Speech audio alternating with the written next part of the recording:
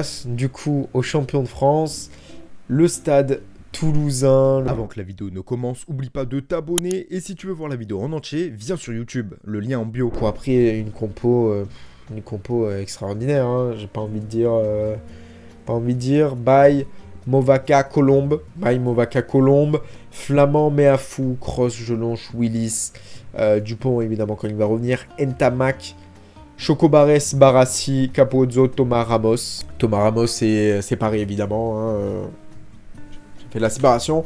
Alors Georges-Henri Colombe pour moi va prendre la place devant Dorian Aldeguerri. Alors pourquoi, vous allez me dire, surtout après, on va dire, son mauvais match face à la Nouvelle-Zélande, tout simplement parce qu'il ne faut pas rester sur ça. Il n'avait pas joué depuis mars et on le fait débuter face à la Nouvelle-Zélande, surtout une Nouvelle-Zélande qui était revanchard après avoir été accroché par les Bleus chez eux, donc c'était plutôt compliqué pour lui.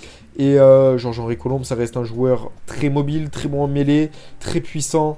Et voilà, entouré de ce pack, le pack fait très peur. Hein. Le pack fait très peur, c'est pour moi l'équipe de France. Si évidemment on enlève Willis parmi ces joueurs. Après, si Jack Willis veut prendre sa nationalité française et jouer avec les Bleus, je dis pas non.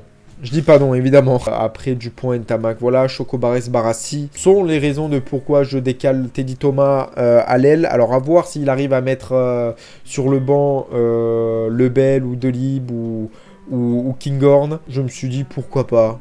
Pourquoi pas. Teddy Thomas, ça reste quand même Teddy Thomas. Pour moi, en centre, il n'a pas sa place.